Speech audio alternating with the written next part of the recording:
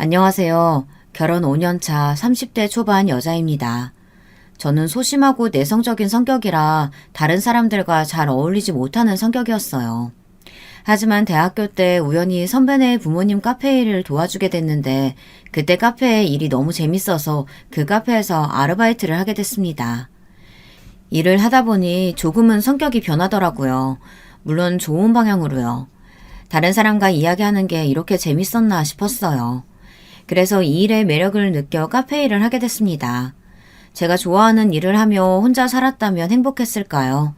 화목한 가정 속에서 자란 건 아니지만 나름 혼자 잘 견뎌내며 잘 살고 있다고 생각했는데 결혼을 한 후부터는 사는 게 조금 힘들더라고요.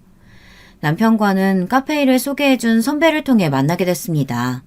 겹치는 지인이라 한 번 술자리를 같이 한 적이 있었는데 그때 남편이 선배에게 제가 마음에 든다고 이야기를 해서 다시 한번 만나게 됐어요. 근데 저는 만나지 않으려고 했어요. 남편 첫인상이 그리 좋지는 않았거든요. 술자리에서 좀 제게 무례하게 대했거든요. 선배 부탁이 아니었으면 나가지도 않았을 겁니다. 그런데 알고 보니 남편도 그날을 제일 후회가 되는 순간이라고 하더라고요. 그날 제게 첫눈에 반해 말을 걸려고 했지만 제가 반응을 적게 하자 무리수를 뒀다고 했어요. 두 번째 만나는 날 남편이 먼저 그날에 대해 사과를 하더라고요. 그날 남편이 사과를 하지 않았더라면 다시 만날 일은 없었어요. 저는 그런 남편의 모습을 보고 어쩌면 괜찮은 사람일지도 모르겠다는 생각에 한 번 더 만났고 결국 연애를 하게 됐습니다. 몇 년을 사귀다가 남편이 먼저 결혼 이야기를 했고 저도 이 남자면 괜찮겠다 생각해서 결혼을 했습니다.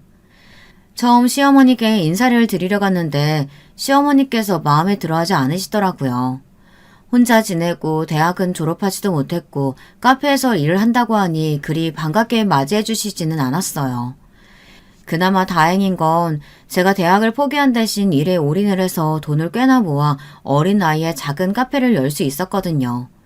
작지만 그래도 꽤나 손님들이 오는 곳이고 매출도 나쁘지 않은 곳인데 아가씨께서도 제 가게를 알더라고요. 엄마, 거기 완전 유명해. 나 저번에 가려고 했는데 못 갔잖아요. 대박.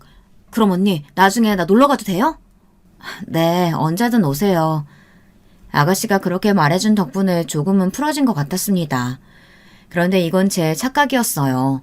시어머니께서 이 결혼을 허락해준 이유가 따로 있었습니다. 시어머니는 제가 사장이니 계속 집에 있는 줄 알았나 봐요. 결혼을 하고 시어머니가 왜 이렇게 바쁘냐고 제게 한 소리를 하는 겁니다. 결혼 전엔 오픈부터 미들 마감까지 제가 다 했었거든요. 가끔 일정이 있을 때 빼고는 제가 다 했었고 필요한 만큼만 아르바이트생을 뽑아서 일을 했었거든요. 그런데 시어머니는 그게 안 이꼽게 보였나 봅니다. 아니 너는 결혼도 했는데 그럼 집안일에 조금 신경을 써야지 그게 뭐니? 나는 또 사장이라고 쉬는 줄 알았네. 가게를 직원들한테만 맡길 수는 없어서요. 저는 그래도 최대한 저와 직원들이 일을 하고 바쁘면 아르바이트생을 구해야 한다고 생각하거든요. 근데 시어머니는 그거 좀 쉰다고 도움되는 거 없다면서 직원을 한 명 더 뽑으라고 이야기를 하시더라고요. 물론 저희 남편이 돈을 못 버는 건 아니지만 그래도 제가 해왔던 일이고 직원을 한 명 더 뽑으면 그만큼 돈도 줄어드는 건데 왜 싫다고 하는지 이해가 가지 않았습니다. 여러분은 이해가 가나요? 그러면서 직원 뽑는 돈이 아까우면 짧게라도 아르바이트생을 여러 명 구하면 되지 않느냐고 하시는데 아르바이트생이 쉽게 뽑히는 것도 아니고 아르바이트생이 직원만큼 책임감 있게 일을 하는 것도 아니라 그건 힘들 것 같더라고요. 시어머니는 장사에 대해 잘 모를 수 있으니 이해를 못할 수 있다고는 하지만 설명을 해드려도 이해할 생각은 하지 않으셨습니다. 그래서 그 일로 시어머니와 자주 말다툼을 했어요. 말다툼이라고 할 것도 없이 제가 일방적으로 당한 거지만요. 시어머니와 저는 처음부터 맞지 않았습니다. 저도 일만큼은 포기하고 싶지 않더라고요. 제 애정이 담긴 카페이기도 하고 이 일을 너무 좋아하다 보니 포기하고 싶지 않았습니다. 당연히 남편과도 이런 이야기를 했었어요. 결혼을 했다고 달라지는 건 아닌 것 같다며 제가 하고 싶은 대로 하라고 했었어요. 그런데 시어머니께서 그렇게 이야기를 하니 어떻게 해야 할지 모르겠더라고요. 그래도 저는 제 일을 했습니다. 물론 집안일도 소홀하게 하지도 않았어요. 그래도 시어머니는 탐탁지 않게 저를 보더라고요. 그래도 저는 평일 하루, 일요일 하루 쉬었어요. 결혼 전에는 주말에 꼭 나갔었는데 가족이 생기고 나서는 가족과도 시간을 보내야 할 것 같아서 일요일에는 비워뒀어요. 그런데 시어머니께서 일요일에는 무조건 자기 집에 오라는 겁니다. 처음에는 아무 말 없이 일요일에 시어머니 댁에 갔는데 하는 일이 뭔지 아나요? 도련님, 아가씨 밥 차리고 시댁 집안일하고 일을 하는 게 다였어요. 처음엔 시댁에 받은 것도 많고 이 정도는 제가 해야 한다는 생각을 했지만 일을 하고 난 다음 날 남편과 어디 가지도 못하고 계속 시댁에서 일을 해야 한다는 생각을 하니 끔찍하더라고요. 그래서 남편에게 이야기를 했습니다. 여보, 일요일에 매번 가는 거 힘들지 않아? 가끔 쉬고 싶을 때도 있을 거고 아니면 우리 둘이서 놀 수도 있는데 매일 당신도 소파에서 TV만 보고 나 신경 쓰느라 쉬지도 못하잖아. 그래도 다행인 건 저희 남편이 시댁을 그리 편애하는 것도 아니고 저를 잘 도와줘서 제가 힘들어하는 걸 알고 시댁에서 눈치를 좀 많이 보는 편이거든요. 그래서 저는 남편에게 조심스럽게 이야기를 할 수 있었습니다. 만약 남편이 눈치도 안 보고 그냥 시댁에서 편하게 먹고 잤으면 이런 이야기를 할 수는 없었겠죠. 근데 어머니가 그렇게 이야기를 하시니 안 갈 수도 없고 알잖아. 아버지 돌아가시고 적적해 하시는 거. 조금만 더 고생해. 내가 잘 말씀드릴게.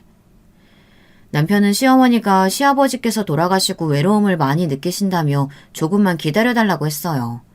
아니 그런데 남편 말을 듣자니 조금 답답했습니다. 도련님이야 학교를 다니고 있다고 해도 아가씨는 휴학하고 집에서 노는 걸로 알고 있었거든요. 그러면 일하는 자식보다는 쉬고 있는 아가씨가 시어머니를 챙겨야 하는 거 아닌가요? 차마 말을 못하고 혼자 많은 생각을 했어요. 시어머니가 일부러 저 일 시키려고 그러는 건가 생각도 했다니까요. 한 달이 흘러서도 여전히 일요일만 되면 시댁으로 갔습니다. 하루만 쉬고 일을 하고 시댁에 가려니 힘들더라고요. 물론 그 전에 하루만 쉬고 일을 했었지만 뭔가 그때랑은 좀 다르더라고요. 카페에서 일할 때는 매출 때문에 스트레스를 받지 뭐 딱히 스트레스 받을 일은 없었거든요. 그런데 시댁에 가려니 가기 전부터 스트레스를 받고 가서도 스트레스 받고 갔다 온 후 다음 주가 생각나서 스트레스를 받더라고요. 그래서 더 힘들었습니다. 결국 저는 남편에게 이야기를 했어요. 여보, 어머님께 말씀 좀 잘 드려봐. 나 이제 좀 힘들어. 그렇지? 미안해. 안 그래도 요즘 당신 힘들어 보이는 것 같아서 어머니한테 말씀드리려고. 많이 힘들지. 남편이 이렇게 이야기를 해줘서 참고 시댁에 가는 거지. 아니었으면 저는 울면서 시댁에 갔을 겁니다.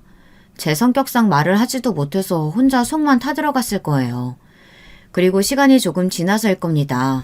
시어머니에게 전화가 왔어요. 당연히 긴장이 됐어요.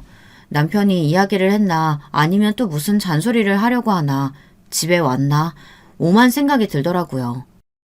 네, 어머니. 바쁘니? 아니요, 지금은 괜찮아요. 막내가 카페를 하고 싶다고 하는데 나는 잘 모르잖아. 그러니까 너네 가게에서 좀 일을 하면 안 되나 해서. 정말 생각하지도 못한 말이었습니다. 갑자기 아가씨가 카페를 하고 싶어 한다고 제 카페에서 일을 하게 해달라고 부탁을 하지 뭡니까?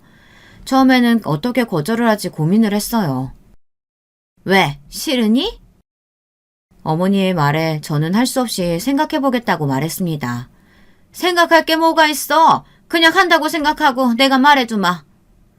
제가 된다고 한 적도 없는데 시어머니는 된다는 걸로 알고 아가씨께 이야기를 전하겠다고 하곤 끊었습니다. 그 순간 머리가 지끈거리더라고요. 솔직히 저희 가게가 좀 바쁜 편이라 힘들거든요.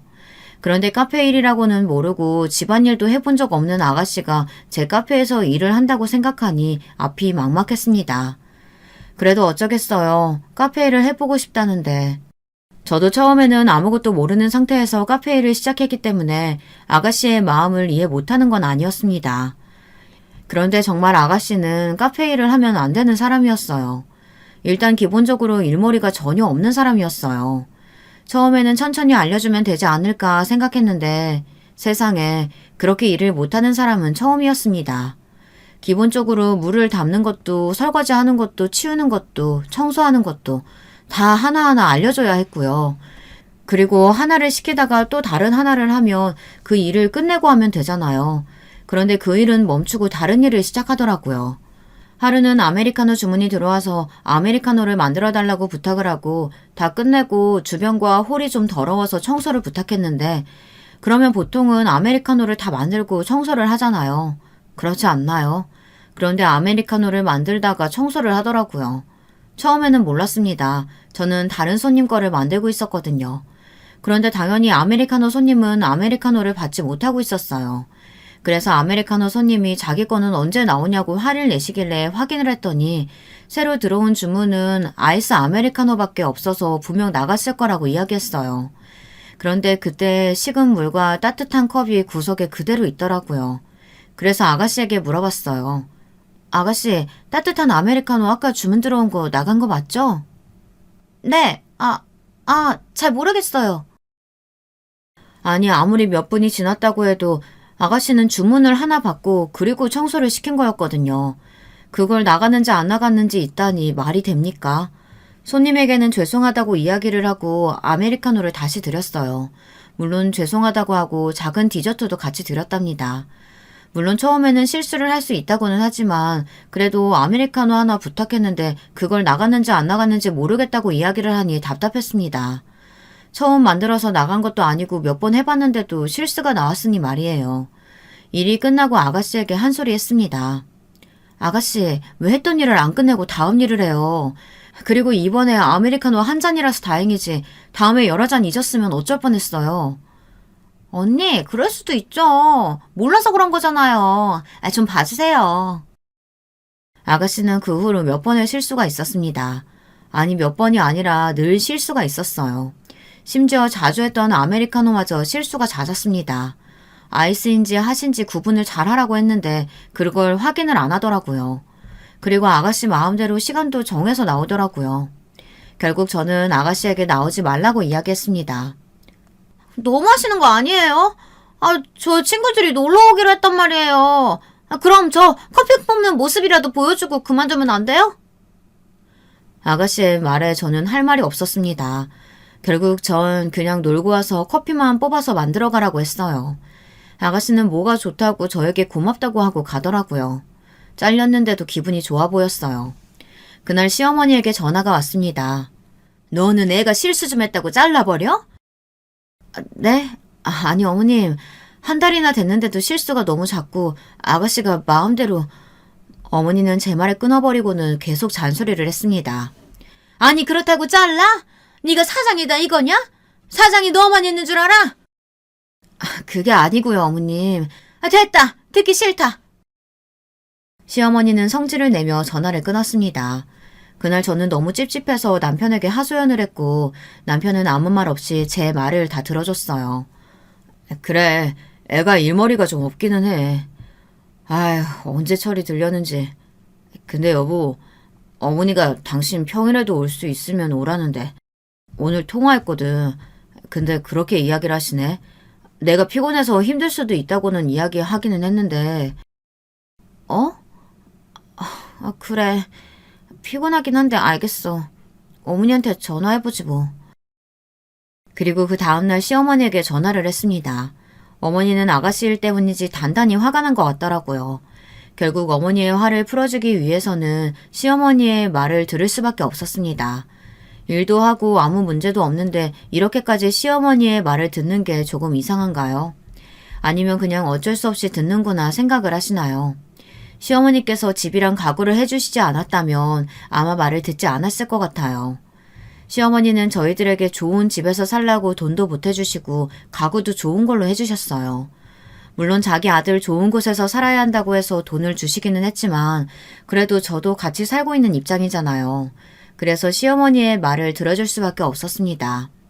그렇잖아요. 해주신 게 크다 보니 거기에 맞게 저도 보답을 해드려야 되지 않겠어요. 가끔은 왜 받았을까, 안 받았으면 달라졌을까, 아무것도 받지 않았다면 시댁과 인연을 끊을 수 있었을까, 이런 생각을 하기는 하지만요. 결국 저는 하루 종일 일을 하는 사람이 되었어요. 아니, 오히려 카페 일을 하는 게 너무 좋았습니다. 시댁에 가면 이야기할 사람도 없고 가정부가 된 것 마냥 밥하고 청소하고 시어머니 심부름하고 저는 처음에 당연히 모든 시댁이 다 그러는 줄 알았어요. 다 저처럼 일을 하는 줄 알았습니다. 그런데 제 친구는 시댁에 가면 어머니가 쉬라고 제발 앉아있으라고 한다는 거예요. 저는 그 이야기를 듣고 제가 시댁살이를 하고 있다는 걸 알게 됐어요. 그래서 하루는 저희 집에 남편 친구와 남편이 집에 놀러와 술을 마시고 있는 거예요.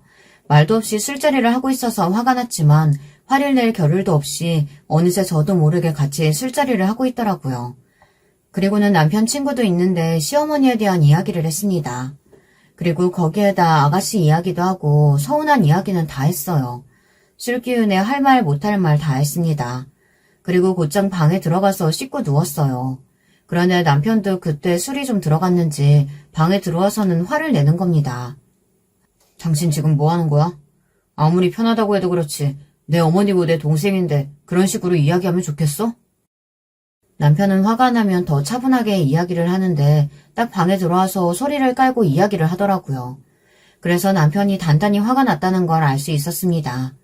하지만 저도 술을 마시고 감정적으로 올라올 수밖에 없는 상황인지라 저도 참지는 않았어요. 아니 서운하잖아. 힘들어서 이야기하는데 왜 나는 그런 소리도 못해? 지금 내 친구도 있는데 그런 이야기를 하잖아. 그런 건 나중에 했어도 됐잖아. 그래 알겠어. 다음부터는 이런 말 안 할게. 아니 안 하는 게 문제가 아니잖아. 결혼 후 첫 부부싸움을 했습니다. 그것도 남편 친구가 듣고 있는 데서요. 남편에게도 미안했지만 남편 친구에게도 미안했어요. 기분 좋게 왔는데 제가 와서 분위기 다 망치고 부부싸움 하는 것만 보여줬잖아요. 그래서 저희 부부싸움이 풀리고 난 후 남편에게 친구 번호를 받아 직접 사과를 했습니다. 그 후로 몇 번 남편 친구가 저희 집에 놀러 왔어요. 저야 직장인보다는 늦게 일이 끝나니 늘 남편과 남편 친구는 조금 취해 있었고요. 그런데 여러분, 상상도 못할 일이 벌어졌습니다. 아니, 제게 이런 일이 일어날 줄 몰랐어요. 짧게만 말씀드릴게요. 이 이야기는 솔직히 필요가 없지만 제 인생의 가장 황당한 사건이라 빨리 말씀드리고 싶네요. 남편 친구와 그 후 몇 번 연락을 했어요. 그것도 그냥 오늘도 집에서 잘 놀다 간다, 덕분에 즐겁게 놀다 가요, 뭐 이런 이야기들 정도? 그런 연락을 했어요. 남편 친구는 저희 집에서 노는 게 재밌었는지 점점 저희 집에 자주 놀러 오더라고요. 뭐 저는 불편하지는 않았어요. 친구 한 명이 더 생기는 것 같은 기분이었어요. 그런데 어느 날 제가 쉬는 날 모처럼 시어머니께서 모임을 간다고 저는 일찍 집에서 쉬게 된 날이 있었어요. 그날 남편 친구가 여자친구와 헤어졌다는 겁니다. 그래서 남편은 밖에서 술을 마시고 온다고 했어요. 그리고는 남편이 저도 올 거면 오라고 하더라고요. 저도 할 것도 없고 모처럼 밖에서 술을 마시고 싶어서 약속 장소로 갔습니다. 그런데 남편은 일이 남아서 일을 더 하고 온다고 해서 남편 친구와 저와 둘이 있게 됐어요. 둘이 있어 본 적은 없지만 편해서 저는 괜찮았습니다. 그런데 남편 친구가 조금 취했는지 제게 말을 편하게 하더라고요. 그리고는 갑자기 냅다 자기 어떠냐고 물어보는 겁니다. 저는 당연히 편안히 편한 사람이라고 했어요. 그런데 갑자기 울면서 저 때문에 여자친구와 헤어졌다는 겁니다. 너무 급하게 들어갔나요? 그런데 남편 친구와 저랑은 가끔 저희 집에서 술 마시고 안부 인사한 게 다였어요. 그리고 이 사실은 남편이 다 알고 있는 사실이고요. 그런데 갑자기 저 때문에 헤어졌다니 저는 이유를 묻고 싶지도 않았어요. 그냥 그 자리를 박차고 나가고 싶었습니다. 그래서 저는 화장실로 가려는 순간 남편 친구의 손이 잡히고 말았고 갑자기 자기를 좋아하냐고 물어보더라고요. 이게 지금 유부녀한테 할 소리입니까? 제정신인 사람은 그런 말을 하지도 않겠죠. 저는 당황해서 얼른 이야기했습니다. 미쳤어요? 그때 남편이 들어오더라고요. 남편은 남편 친구가 제 팔을 잡고 있으니 이상하게 봤습니다. 야, 너 뭐해? 아니, 야, 내가... 저는 바로 말을 끊었습니다. 자, 너무 많이 마신 것 같으니까 여기서 끝내요. 하지만 남편 친구는 쉽게 넘어가지 않았어요. 결국 술을 더 마시게 됐어요. 그리고 결국 사고를 치고 말았어요. 야, 내가 진짜 너무 힘들어서 참다 이야기하는데 네 와이프가 나 좋아하는 것 같아. 미친 소리를 하더라고요. 남편은 저를 쳐다봤고 저는 아니라고 빨리 해명을 했답니다. 내가 그래서 신경 쓰여서 여자친구랑 헤어졌다. 그러고는 또 울더라고요. 진짜 미친놈인 줄 알았어요. 그 이후로는 남편과 남편 친구는 만나지 않는 것 같더라고요. 저 같아도 제 친구가 남편이 신경 쓰여서 남자친구랑 헤어졌다고 하면 그 친구를 만나지 않을 것 같네요. 그렇게 저는 그 사건으로 남편 친구와는 절대로 술을 먹지 않았고 제 친구들도 부르지 않았어요. 그리고 남편에게는 말은 안 했지만 그 후로 남편 친구에게 고백도 받았답니다. 그래서 저는 바로 거절을 하고 차단을 했어요. 정말 정신 나간 놈이지 않나요? 친구 와이프한테 고백을 하다니, 결혼을 안 한 것도 아니고 결혼한 유부녀한테 고백을 하다니 참 생각 없는 놈이었습니다. 그날 이후로 저는 술 한 모금도 입에 대지 않았어요. 다행이었어요. 왜냐면 그리고 몇 달 뒤 임신을 하게 됐거든요. 그런데 임신을 하고 나니 일을 하기가 점점 힘들어졌습니다. 그리고 요즘 시댁과 일을 번갈아 가면서 하려니 힘들더라고요. 그래서 시어머니께 부탁을 드렸어요. 어머님, 저 요즘 몸이 안 좋아서 그런데 격주로 주말만 가도 괜찮을까요? 아니면 격주로 가도 될까요? 아니 무슨 말도 안 되는 소리? 너 그럼 집이랑 가구 뭐 이런 거 홀랑 다 받아먹고서는 임신했으니까 그냥 배째라 이거냐? 아니 그게 아니고 너는 부모도 없으니까 신경 쓸 사람이 나밖에 없는데 그게 그렇게 힘드니? 다른 며느리들은 일도 하고 자기 부모도 챙기고 시부모도 다 챙기는데 너는 딸랑 나 하나 챙기는 게 그렇게 어려워? 시어머니는 자기 하나 봐주는 게 그렇게 어렵냐고 뭐라고 하는 겁니다. 근데 너무 서러운 거예요. 임신도 해서 힘든데 시댁살이까지 해야 하는 게 너무 서러웠습니다. 그게 아니고 일도 하고 집안일도 하니까 힘들어서요. 그러게 누가 일을 하래? 내가 한 명 구하라고 했잖아. 그럼 좀 더 편할 텐데. 에휴. 그리고 너는 왜 자꾸 말대답이야? 하여튼 못 배운 티가 난다니까. 아유 내 팔자야. 결국에는 저는 일을 쉬게 됐습니다. 이 상태로는 아이한테 좋지 않을 것 같아서 집에서 쉬기로 마음먹었고 그래서 직원을 한 명 더 뽑기로 했습니다. 아깝기는 했지만 아이가 더 중요하니까요. 저는 일을 한 이후로 처음으로 푹 쉬어보는 거였습니다. 쉬는 게 아니었지만요. 두통도 있고 소화도 안 되고 몸이 좀 안 좋았습니다. 그런데 시어머니가 계속 저를 찾으시더라고요. 계속 저를 부려먹었습니다. 그리고 어느 날 시어머니 생신 때 음식 준비를 하다가 지쳐서 남편 방에서 쉬려고 했는데 시어머니가 안방에서 아가씨와 제 욕을 하시고 계신 걸 들었습니다. 물론 일방적으로 시어머니께서 제 욕을 하고 아가씨는 들어주는 입장인 것 같았지만 저는 둘에게 실망을 했습니다. 시어머니께서 저를 싫어하는 이유가 따로 있기는 하더라고요. 아니 애가 싹싹한 맛도 없고 똑똑한 것 같지도 않고 그리고 지가 뭐 대단한 카페 사장이라도 되는 것 마냥 아주 차는 척이나 하고 안 그러니? 뭐 그건 그런데 엄마는 새언니를 왜 그렇게 안 좋아해? 안 좋아하기는 솔직히 안 좋아하잖아. 맞잖아. 그럼 내가 왜 좋아해야 되니? 생긴 게 꼭 네 아빠랑 살았을 적 그 여시 같은 여자랑 닮아서 싫어. 하필 첫째는 골라와도 꼭 그런 여자를 골라와서는 그 양반 닮았어. 잘은 모르지만 시아버지한테 여자가 있었는지 그 사람을 닮아 싫어한다니 억울했습니다. 닮고 싶어서 닮은 것도 아니고 저는 그 여자가 아니잖아요. 그런 이유로 저를 싫어한다니 저도 더 이상 시어머니에게 예쁨을 받으려고 애를 쓰지 않기로 다짐했습니다. 그런데 시어머니야 그렇다 쳐도 갑자기 아가씨가 저를 무시하는 것 같은 느낌이 들었어요. 시댁에 갈 때마다 저를 하인 부리듯 막 부려먹는 거 아니겠어요? 시어머니야 어쩔 수 없다고 쳐도 아가씨한테까지 그런 취급을 받으니 조금 서럽더라고요. 하루는 계속 이것저것 막 시키더라고요. 안 그래도 배가 많이 부른 상태라 몸이 많이 힘든데 이것저것 많이 시키니 지치더라고요. 남편이 보고 그만 시키라고 할 정도였어요. 남편에게 이야기를 해봤자 괜히 좋아질 것 없다고 생각해서 말하지 않았는데 남편도 느끼고 있었나 봐요. 남편이 아가씨에게 적당히 하라고 혼을 내더라고요. 그런데 아가씨는 자기가 뭘 잘못했냐며 부탁을 할 수도 있는 거 아니냐며 말을 하는 겁니다. 솔직히 아가씨가 교묘하게 뭘 시키기는 했어요. 되게 사소한 걸 부탁해서 안 들어주자니 거절을 못하겠고 들어주자니 몸이 피곤하고 그런데 아가씨가 갑자기 이 정도도 못 들어주냐고 제게 물어보는 겁니다. 그래서 저는 솔직하게 이야기했어요. 들어줄 수는 있죠. 그런데 계속 이런 부탁하시면 힘들기는 하죠. 언니 너무해요. 언니 저 싫어하는 거 아니에요? 아니 예전에 저랑 일했을 때도 좀 마음에 들지 않는 것 같았고 제가 뭐 부탁하면 떨떠름한 표정으로 보고 저 싫어하죠? 아니에요 아가씨. 무슨 때를 쓰는 초등학생인 줄 알았습니다. 다짜고짜 자기를 싫어하느냐고 물어보다니 자기가 한 행동은 생각도 못하고 그렇게 이야기를 해버리니 할 말이 없었어요.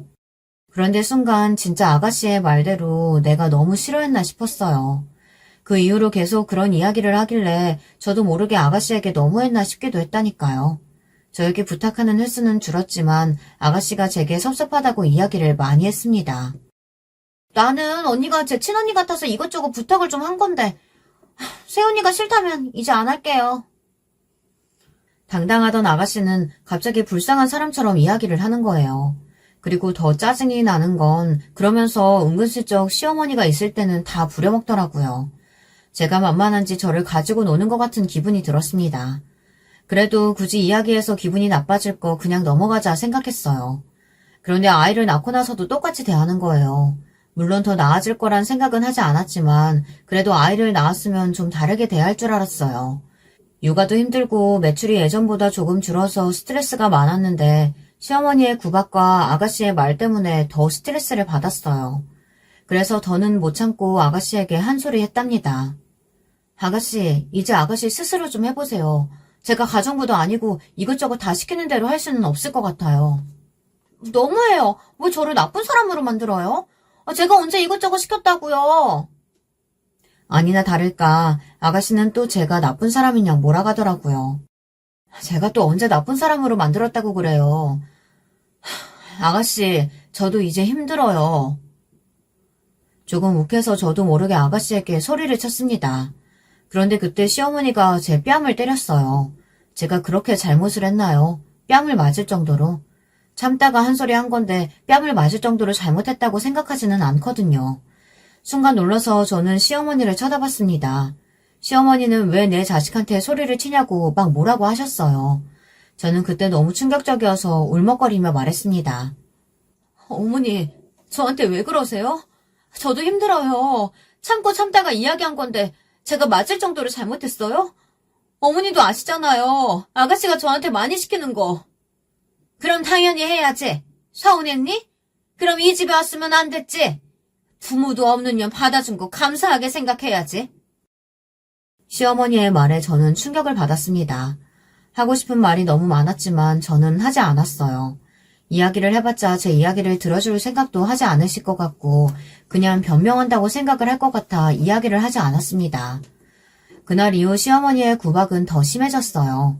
남편에게 이야기를 했고 남편이 한 소리 했지만 그럴수록 시어머니의 구박은 더 심해졌습니다. 그래서 저는 한동안 나가지 않았어요. 그런데 안 나가니 편하긴 한데 괜히 마음이 찜찜하더라고요. 그래도 신경 쓰지 않으려고 노력했어요.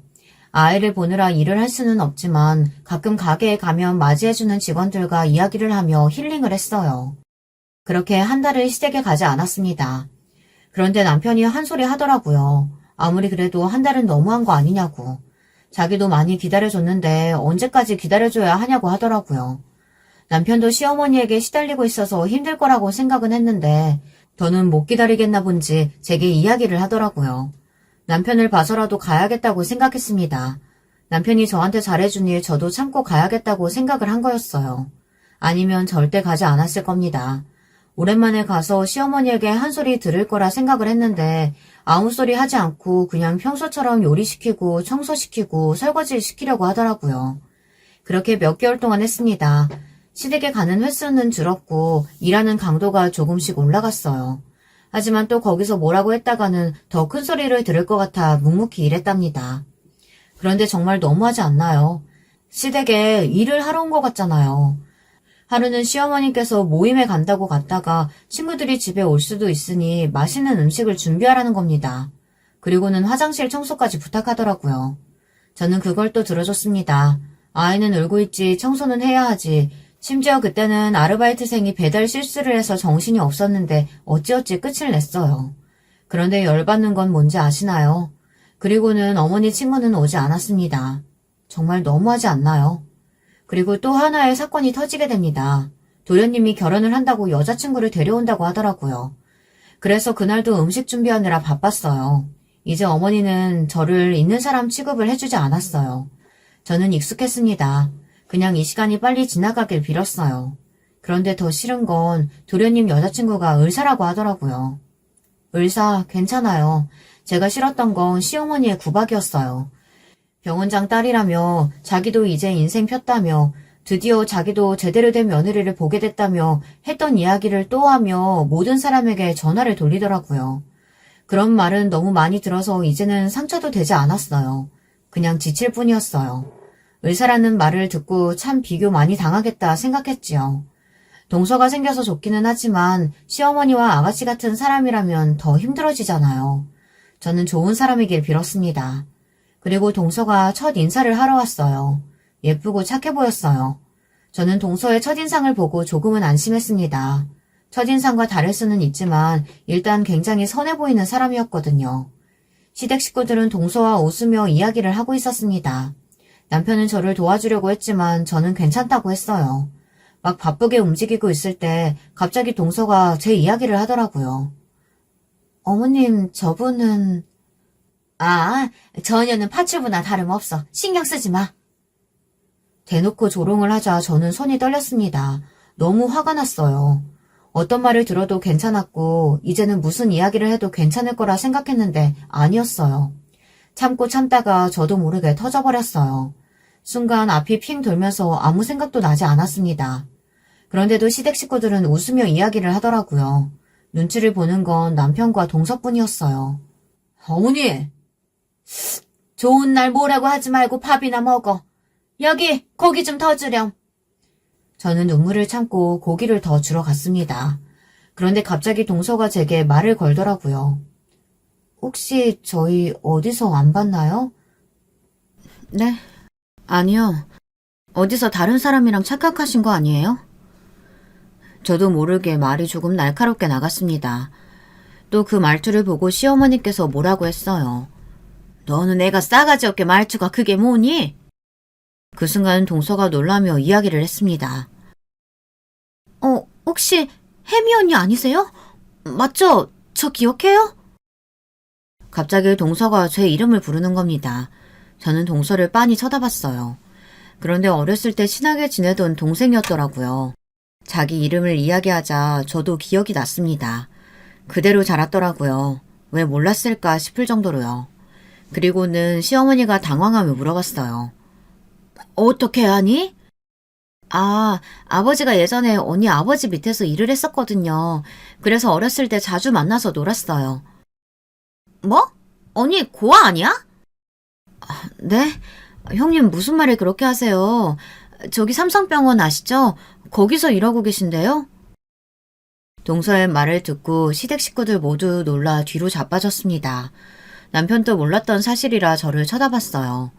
아가씨 남자친구도 계셨는데 그분은 재미있다며 흥미롭게 지켜보더라고요. 시어머니는 당황하면서 저에게 물었습니다. 저는 그냥 사연이 있어서 가족과 인연을 끊었다고 이야기를 했습니다. 저는 앞에서 제가 화목한 가정은 아니라고 했던 말 기억하시나요? 저희 가정은 화목하지는 않았어요. 저희 아버지는 굉장히 큰 병원을 운영하고 있었고 저희 어머니는 꽤 괜찮은 집안에서 태어나 아버지와 선을 보고 결혼을 해 저를 낳게 되었습니다. 그런데 둘은 조건만 받지 맞지는 않았던 것 같아요. 싸우지도 않았어요. 그냥 둘이 말이 없었습니다. 서로 남보다 못한 존재였어요. 그래서 저는 부모님에 대한 사랑을 받아보지도 못했어요. 어렸을 땐 당연하다고 생각했었는데 동서의 부모님을 보고 다르다는 걸 느꼈어요. 동선의 부모님이 자주 놀러 오셔서 동서와 자주 놀았었는데 그때마다 동선의 부모님께서 저를 잘 챙겨줬고 굉장히 화목해 보이더라고요. 저희 집이 화목하지 않다는 걸 안 순간부터 매일 부모님이 달라졌으면 좋겠다고 소원을 빌었어요. 하지만 달라지겠어요. 오히려 더 사이가 안 좋아졌습니다. 아버지가 자기는 작은 병원을 열어 혼자 일하고 싶다고 이야기를 하더라고요. 어머니는 안 된다고 그러면 이혼이라고 이야기를 했고 어린 나이부터 저는 부모님의 이혼을 걱정했습니다. 하지만 결국 부모님은 이혼을 하고 말았어요. 뭐 이혼만 했으면 부모님과 인연을 끊고 살지는 않았을 거예요. 솔직히 집안 형편은 괜찮았으니 제가 인연을 끊으면 손해라고 생각을 했거든요. 안 그런가요? 제가 인연을 끊는 데에는 한 가지 사건이 있었습니다. 아버지의 재혼이었어요. 아버지가 재혼을 했는데 어머니와 이혼 소송을 하기 전부터 만나고 있던 사람이었어요. 왜냐면 종종 그 여자 때문에 부모님이 싸우는 걸 봤거든요. 심지어 새어머니라는 사람은 저희 집에도 종종 왔습니다. 왜냐면 아버지 후배의 아내였거든요. 그래서 종종 저희 집에 와서 밥을 먹었어요. 둘이 눈이 맞아서 이혼을 했는지 아니면 다른 이유가 더 있는지는 모르겠지만 어쨌든 이혼을 하고 그 여자를 집에 들였어요. 새어머니에게는 아들이 한 명 더 있었는데 저보다 나이가 많았어요. 처음에는 아버지의 재혼 소식에 힘들어했어요. 이혼도 힘든데 재혼이라니. 그런데 새어머니가 재혼 전 저에게 친딸처럼 아주 예뻐해 주더라고요. 그래서 저도 마음의 문을 열었습니다.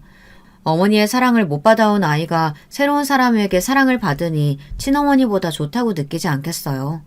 솔직히 친어머니보다 좋았습니다. 그런데 막상 재혼을 하고 나서부터는 저를 정말 무시하더라고요. 아버지가 계실 때는 조금 잘해주다가도 안 계실 때는 철저하게 무시를 했습니다. 이제 막 고등학생이 된 저는 견딜 수가 없었어요. 갑자기 한순간 사람이 변하니 믿기지 않았습니다. 그리고 시간이 지나고는 한 번씩 혼이 나야 한다며 저를 때리기도 했어요. 참다가 저는 아버지에게 이야기를 했어요. 그런데 아버지는 그런 거짓말하면 안 된다고 이야기를 하더라고요. 심지어 맞은 자국을 보여줬는데도 아버지는 믿지 않으셨습니다. 혼이 날만 하니 혼났을 거라고 그런 식으로 새어머니를 몰아붙이면 기분이 좋냐고 이야기하더라고요. 그리고 저 빼고 세 가족이 화목하게 지내는 모습을 보니 저는 더 이상 낄 틈이 없다고 느꼈어요. 그래서 저는 대학에 들어가자마자 가족들과 인연을 끊었습니다. 학교는 어머니가 돈을 대주셨고 또 어렸을 때부터 모아둔 돈이 있어 그걸로 어느 정도 생활을 했었는데 어머니도 다른 사람과 재혼을 하고 난 뒤로는 저를 챙기지 않으셨어요. 그래서 어머니와도 인연을 끊게 됐습니다. 그리고 저는 힘들어하다가 선배를 만나 카페에서 일을 하게 됐고 그러면서 카페에서 일을 하는 게 저에게는 큰 힘이 되어 학교도 그만두고 카페 일에 매진하게 되었던 겁니다. 그리고 남편을 만나 결혼을 하게 되었어요. 저희 아버지 병원이 꽤나 유명한데 그 이야기를 듣자 시어머니는 당황하더라고요. 그 이야기를 듣고는 시어머니의 행동이 조금 달라지기 시작하더라고요. 일을 하려고 하니까 일도 하고 왔는데 피곤할 거라고 쉬라고 하더라고요. 그래도 아가씨는 시종일관 저에게 일을 시켰습니다. 그런데 시어머니가 아가씨를 때리면서 앞으로 저에게 일을 시키지 말라고 하더라고요. 저는 달라지는 시어머니가 좋다기보다는 오히려 더 싫어졌어요. 아버지의 직업을 듣고 난 뒤 사람이 달라지니 얼마나 꼴보기 싫겠어요. 그 뒤로는 아가씨도 도련님도 제 눈치를 보더라고요. 왜 얘기 안 했어? 남편은 부모님이 계신다는 건 알았지만 인연을 끊었다는 건 알고 있었어요. 그런데 잘 사는 집안인지는 몰랐던 것 같아요. 그렇겠죠. 제가 이야기를 안 했으니. 그냥 뭐가 좋은 이야기라고. 그래도 어머니가 뭐라고 하실 때 좀 떳떳하게 말을 할 수 있었잖아. 인연 끊었는데 그게 무슨 소용이 있어. 알잖아, 어머니 성격. 그래도 장인 장모님이 잘 사신다는 것만 알아도 다르게 행동했을 거야. 순간 저는 남편에게 서운함이 밀려오더라고요. 다 알고 있었으면서도 매번 이야기를 해보겠다고 해서 자기 엄마 못 이겨 제가 늘 시댁에 갔다 오고 시댁에서 일을 했잖아요. 남편이 좀 더 강하게 나갔다면 그럴 일이 없지 않았을까. 갑자기 남편이 미워지기 시작하더라고요. 그래서 저는 남편에게 이야기를 했습니다. 너무 힘들다고, 왜 그걸 강하게 이야기를 못하냐고. 그리고 이제 와서 바뀐 태도도 우습다고 이야기했어요. 남편은 아무 말도 못하더라고요. 미안해. 그리고 결국 그날 남편이 시어머니에게 따끔하게 한 소리 했는지 더는 시댁에 오지 않아도 된다고 시어머니께 직접 연락이 왔더라고요. 그리고는 미안하다고 이야기를 하더군요. 그런데 그런 이야기는 들리지도 않았어요. 제가 어떤 집안인지 알고 그렇게 사과하는 거잖아요. 만약 동서가 아니었다면 저는 계속 시댁에서 일을 하고 있었겠죠. 여러분도 그렇게 생각하지 않나요? 그날 저는 처음으로 시어머니에게, 아니 사람에게 시원하게 제 속마음을 이야기했습니다. 어머니, 솔직히 어머니가 지금 일하는 거 당황스러워요. 만약 동서가 이야기하지 않았다면 저는 계속 어머님 댁에서 일하고 있었겠죠? 어머니 정말 너무하세요. 아니 너는 내가 사과를 해도 난리야. 결국 어머니도 다시 성격을 드러내더라고요. 그리고 어머니, 저 왜 싫어하는지 알아요. 그런데 닮았다고 싫어하는 건 아니지 않아요? 뭐 물론 고아에다가 학교도 못 나와서 싫어하셨겠죠. 그건 그렇다고 쳐도 싫어하는 사람을 닮았다고 싫어하는 건 정말 아니라고 생각해요. 저도 이제는 시어머니의 눈치를 보고 싶지 않았어요. 솔직히 제가 돈이 없는 것도 아니고 제가 일도 열심히 하고 잘 벌고 있었고 그리고 몇 년 동안 시어머니에게 돌려줄 돈도 모으고 있었거든요. 그래서 저는 떳떳했습니다. 시어머니가 가구와 집 이야기를 하면 저는 당장이라도 시어머니에게 돈을 줄 수 있었거든요. 그런데 딱 그게 이때다 싶어 시어머니에게 이야기를 했습니다. 그리고 어머니, 집은 정말 감사해요. 그런데 말인데요. 제가 돈을 좀 많이 모았거든요. 돈 보내드릴게요. 그리고 저 다시는 안 부르셨으면 좋겠어요. 무슨 이유에선지 저는 시어머니에게 그런 소리를 했고 심장이 벌렁거렸지만 속이 뻥 뚫린 것처럼 시원했습니다. 이건 남편과도 상의가 된 거였어요. 다시 한 번 더 시어머니가 뭐라고 하면 다시는 보지 않겠다고 이야기를 했어요. 처음에 남편은 그건 아니라고 말을 하다가 이때껏 겪어온 일들을 보고는 한숨을 쉬며 알겠다고 하더라고요. 그래서 저는 시어머니와 통화를 하면서 더는 보면 안 될 것 같다는 생각에 그렇게 이야기를 했습니다. 그래서 시댁 식구들과 보지 않았어요. 물론 동서는 자주 봤어요. 솔직히 동서라고 하는 것이 어색할 만큼 언니 동생으로 잘 지내고 있습니다. 그리고 동서도 한성격해서 그런지 시어머니에게 당하고 있지만은 않더라고요.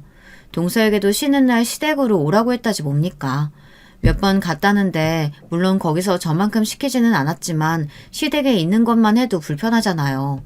그래서 동서가 시어머니에게 바쁘고 힘들어서 못 갈 것 같다고 이야기를 했다는 겁니다. 저도 처음부터 그랬어야 했는데 지불해 주시는 바람에 계속 바보같이 살았으니 그래도 이제는 편하게 살 수 있어서 다행이죠. 덕분에 저는 일도 다시 즐겁게 나갈 수 있게 됐고 아이도 시어머니에게 안 맡기고 어린이집에 보내 좀 더 눈치를 안 볼 수 있게 됐어요. 삶이 아주 편해졌습니다. 그리고 동서가 오고 얼마 뒤 아버지가 제 소식을 들었나 봅니다. 아버지 번호로 전화가 왔어요. 저는 번호를 바꿔서 아버지는 몰랐을 건데 아마도 동서가 주지 않았나 싶었어요. 저는 당연히 아버지의 번호를 알고 있으니 아버지라는 걸 알았어요. 그래도 아버지니까 전화를 받았죠. 저는 당연히 아버지가 저에게 욕을 할 줄 알았습니다. 그런데 잘 지내고 있냐고 물어보는 거예요. 그리고 결혼 소식 들었다고 왜 부르지 않았냐고 하는데 순간 눈물이 나더라고요. 그래도 부모님은 부모님인가 봅니다. 결국 저는 아버지와는 다시 연락을 하게 되었어요. 동서 덕에 시어머니와 인연을 끊을 수 있었고 아버지와 다시 연락을 할 수 있게 돼서 참 고맙더라고요. 사람이 죽으라는 법은 없나 봅니다. 다시 이렇게 잘 살 수 있게 돼서 얼마나 다행인지 모르겠네요. 물론 혼자 지냈다면 더 재미있을 거라는 생각을 하기는 하는데 그래도 제 가족도 생기고 다시 가족도 찾을 수 있어서 참 다행이네요. 가끔은 시어머니와 괜히 연을 끊었나 생각이 들어요. 사람이 좀 달라지면 다시 아버지처럼 인연이 생길까요? 어떻게 생각하시나요? 여러분도 저처럼 가족과 인연을 끊었다가 만났다가 한 경험이 있으신가요? 그럼 제 이야기 들어주셔서 감사합니다. 좋은 하루 보내세요. 안녕하세요. 저는 지방 사는 40대 후반 여자입니다. 평소에 유튜브 사연을 자주 듣는 편인데 저한테도 이런 일이 생길 줄 전혀 몰랐어요. 나와는 다른 일이라고 생각했는데 놀랍게도 저에게도, 이 평범한 저에게도 이런 날이 오네요. 제 사연은 바로 남편과 시댁 그리고 우리 친정에 관한 사연입니다. 평소에 드라마에서나 혹은 친구들과 모임에서 그리고 이렇게 사연을 통해 웃기고 감동적인 혹은 저조차도 어이없는 얘기를 많이 들을 수 있었는데요. 아마 대한민국 며느리라면 다 고부 갈등이 있을 거고 그 정도의 차이지 아예 없는 분을 찾아보기 힘들죠. 물론 간혹 우리 시부모님, 며느리는 괜찮다고 하실 수 있는데 그런 경우는 어느 한쪽이 참고 있거나 혹은 전생에 나라를 구해서 복을 받은 거라고 보면 되겠네요. 물론 예전처럼 시어머니들이 대놓고 시집살이를 시키는 건 많이 사라졌다고 하고 반대로 며느리가 무서운 시어머니도 참 많죠. 무튼 오늘 제 사연은 사이다도 있고 감동도 있습니다. 일단 제가 자라온 환경에 대해 말하자면 저는 위로 쌍둥이 오빠들이 있는 막내딸로 태어났어요. 쌍둥이 오빠들은 일란성이라 서로 되게 닮았는데 자세히 보면 얼굴에 있는 점의 위치가 한 명은 눈 밑에, 다른 한 명은 볼 가운데에 있어서 그걸로 구분하곤 합니다. 제가 기억하는 아주 어린 시절은 되게 행복했던 기억밖에 없어요. 어렸던 제가 느꼈을 정도로 집안은 화목했고 아버지와 어머니도 자식들에게 다정하고 사랑을 많이 주시던 분들이셨어요. 특히 아버지는 제가 3남매의 유일한 딸이라 얼마나 애지중지했는지 몰라요. 물론 아버지니까 오빠들도 사랑하셨는데 막내딸에 대한 사랑이 지극해서 오빠들 몰래 과자도 사주시고 똑같은 잘못을 해도 저는 혼나지 않는 경우도 많았어요. 그런 모습을 보고 오빠들은 질투하거나 그러진 않았고 오히려 오빠들도 저를 많이 예뻐해서 본인 친구들과 노는 자리에 데리고 가기도 했습니다. 오빠가 둘이나 있으니 어렸을 때부터 제 성격은 굉장히 활발했고 학교에서도 나서기를 좋아해 선생님들의 사랑을 많이 받았어요. 반장도 여러 번 했었고 친구들과 교우 관계도 아주 좋았습니다.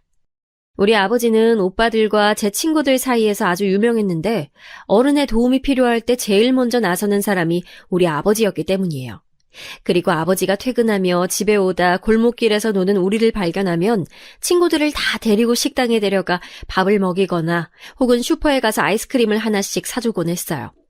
그런 아버지가 너무 좋아 전 아버지 곁에 껌딱지처럼 붙어있는 경우가 아주 많았고 명절에 큰아버지는 그런 저를 보며 나중에 결혼은 어떻게 하냐고 웃으며 묻기도 하셨죠. 하지만 그런 걱정은 하지 않아도 됐는데요.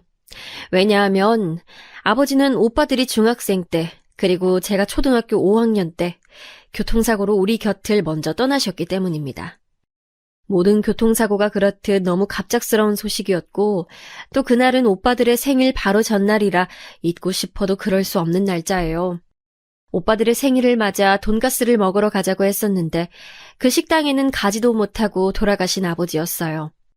가족들이 병원에 갔을 땐 이미 돌아가신 상태였고 트럭이 덮친 거라 그 자리에서 즉사하셨다고 했습니다. 아버지 말고도 다른 사망자가 있을 정도로 꽤 큰 사고였는데 우리가 살던 동네 어귀에서 돌아가신 거라 동네가 아주 초상집이었죠. 워낙 우리 부모님이 주변 주민들과도 친하게 지냈고 지금 시절과는 다르게 서로 이웃들이 가깝게 지내던 때라 혼자 남은 어머니를 이웃들이 많이 챙겨주셨어요.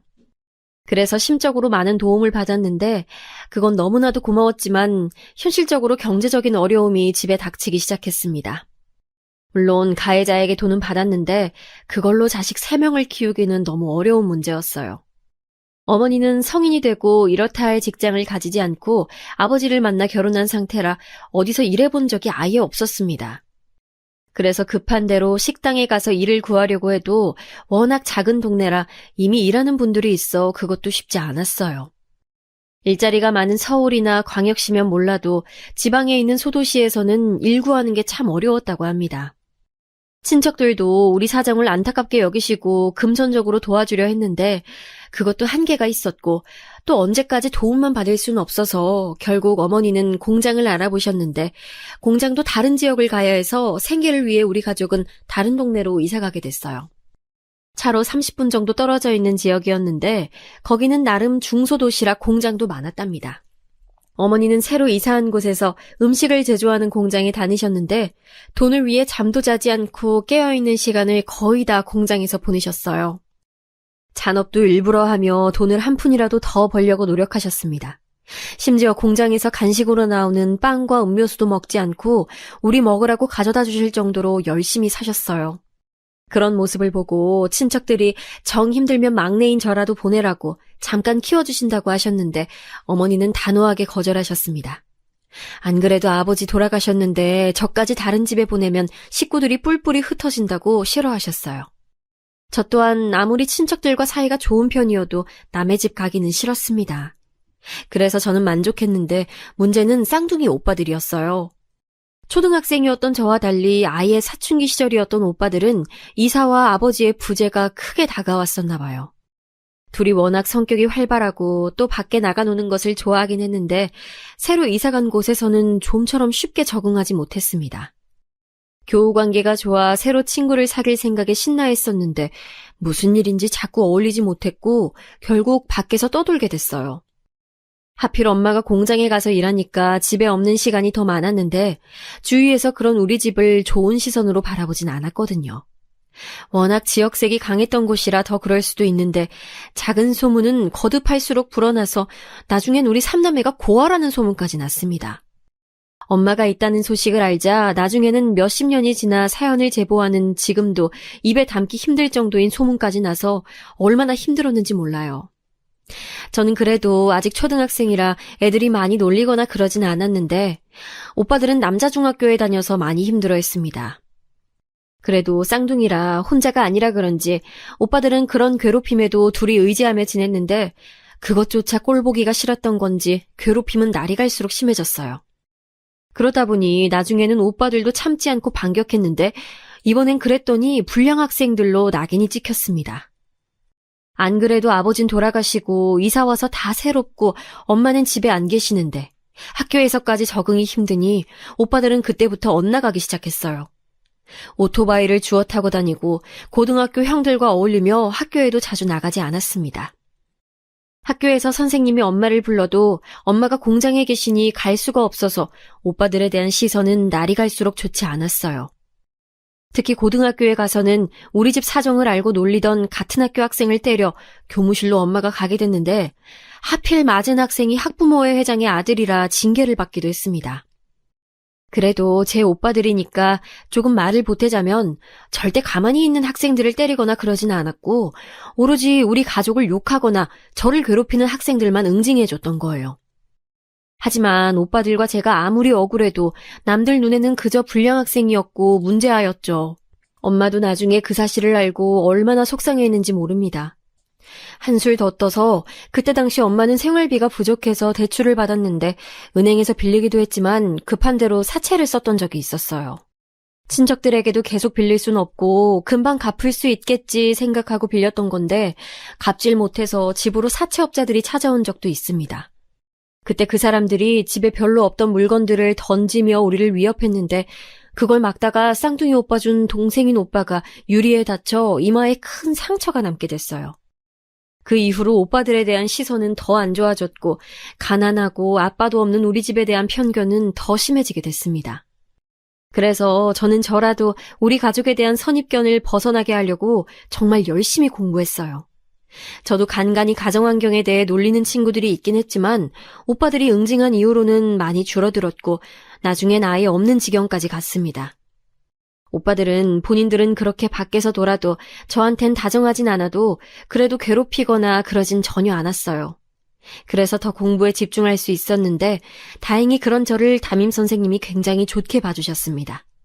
말썽 일으키지 않고 혼자 조용히 공부만 하던 제가 예뻤나 봐요. 다른 건 몰라도 예의 바르게 행동하는 것은 항상 강조했던 부모님의 말씀대로 인사를 잘했더니 공부도 잘하는데 예의도 바르다고 선생님들은 저를 좋아하셨습니다. 그래서 다른 친구들과 달리 여유가 부족해 문제집을 살 형편도 아니었는데 그걸 아시고 저에게 남는 문제집을 주시거나 혹은 급식비를 대신 내주시기도 했어요. 진짜 집에 돈이 없어서 오죽하면 소풍에도 가지 못할 지경이었는데 몰래 가게 해주시기도 하실 정도였어요. 제 인생의 은사님이신데 어렸던 저에게 다정한 담임선생님의 인상은 크게 남아서 그때부터 저도 교사의 꿈을 가지게 됐습니다. 그리고 오빠들은 고등학교에 다니다 자퇴를 하게 됐는데 그때 엄마가 너무 속상해하셔서 얼마나 많이 우셨는지 몰라요. 엄마는 저를 붙잡고 하소연하시며 자기가 얼마나 힘들게 일하는데 오빠들이 저럴 수 있냐고 엉엉 우셨는데 그 모습을 보고 저도 마음이 아파 오빠들에게 꼭 자퇴해야 하는 거냐고 물었습니다. 우리 인생 우리가 알아서 할게. 신경 쓰지 마. 아니, 그래도 졸업은 하는 게 맞지 않아? 엄마 속상해하는 거 안 보여? 한 명이라도 졸업하면 되잖아. 아, 왜 이런 것까지 둘이 똑같이 그래? 넌 네 인생 살아. 이렇게 된 마당에 학교가 무슨 소용이야. 학교가 우리 집 먹여 살려? 아니잖아. 아무리 말려도 이미 2명의 고집은 아주 셌는데 엄마는 그걸 보고 누가 쌍둥이 아니랄까봐 어쩜 저런 행동조차 같이 하는 거냐고 한탄을 하셨어요. 오빠들이 자퇴까지 하니까 저에 대한 시선은 날이 갈수록 좋지 않아 나중엔 또래 친구가 아예 남지 않았습니다. 그렇다고 오빠들을 원망하거나 그런 것은 절대 아니고 그럴수록 정신 차리고 빨리 나라도 성공해야겠다는 생각이 아주 커서 잠도 줄여가며 열심히 공부했어요. 사채 관련해서는 친척들이 사정을 알고 조금씩 도와주셔서 급한 불은 끌 수가 있었습니다. 명절 때마다 그래도 서로 만났었는데 오빠들이 자퇴하고 막 나가기 시작하니 그 뒤로는 잔소리가 심해졌고 급기야 명절에 큰아버지 댁에서 오빠들은 크게 깽판을 쳐서 우리 집은 친척 모임에 낯이 부끄러워 나가지도 못하게 됐어요. 엄마는 급기야 나중엔 잠도 제대로 오지 않는다며 술에 의존했습니다. 집이라고 해봤자 단칸방이라 서로 뭐 하는지 다 알 수 있었는데 제가 공부를 하면 옆에서 엄마는 술을 마셨어요. 그러면서 저한테 한 명이라도 멀쩡해서 네 아빠가 하늘에서 좋아하겠다고 우스갯소리를 하시곤 하셨죠.